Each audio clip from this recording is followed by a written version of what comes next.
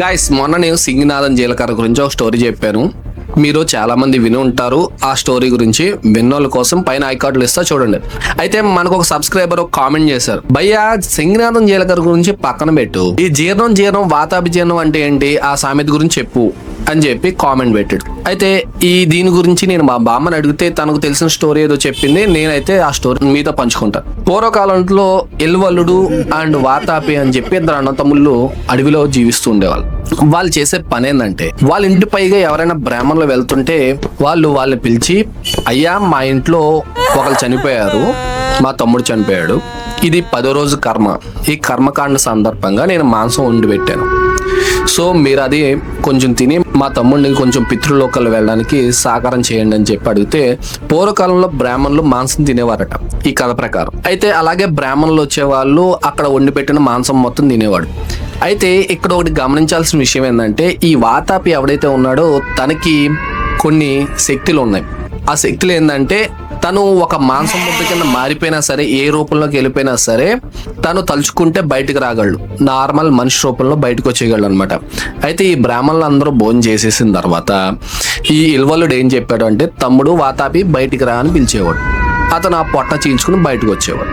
బయటకు వచ్చిన తర్వాత చనిపోయిన బ్రాహ్మణులు వీళ్ళిద్దరూ తినేసేవాళ్ళు.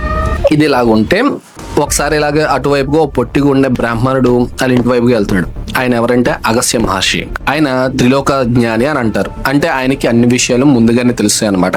వెళ్తుంటే సేమ్ ఇదే ఇప్పుడు ఏదైతే జరిగిందో అదే ఇల్లు రిపీట్ చేసుకుంటూ వచ్చారు. ఏంటంటే వాళ్ళ తమ్ముడు పొటేలుగా మారిపోయాడు, వాతాపి పొటేలుగా మారిపోతే తను చంపేసి మాంసం కూర వండి పక్కన పెట్టాడు. అయ్యా మా ఇంట్లో ఇలా పితృదేవతలు చనిపోయారు, సో వాళ్ళు చనిపోయి 10వ రోజు అవుతుంది కదా, మాంసం పెట్టాలి, బ్రాహ్మణులకు మాంసం వండి పెట్టాలి, దయచేసి కొంచెం తిని మా తమ్ముడిని కొంచెం పితృలోకాలకి పంపించండి అని చెప్పి అడిగితే, అలాగే ఈ అగస్త్య మహర్షి వచ్చి భోజనానికి కూర్చుంటాడు.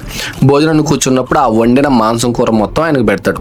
పెట్టిన తర్వాత అతను పొట్టిగా దిట్టంగా బాగున్నాడు, ఇతని మాంసం చాలా రుచిగా ఉంటుంది, ఈ రోజు ఎంజాయ్ చేయొచ్చు అని అనుకున్నాడు. ఏమో తమ్ముడు వాతాపి బయటికి రా అన్నాడు. ఈలోపు అగస్త్య మహర్షి ఏం చేశాడంటే, ఆయన పొట్ట మీద చేసుకుని జీర్ణం వాతాపి జీర్ణం అని అన్నాడు.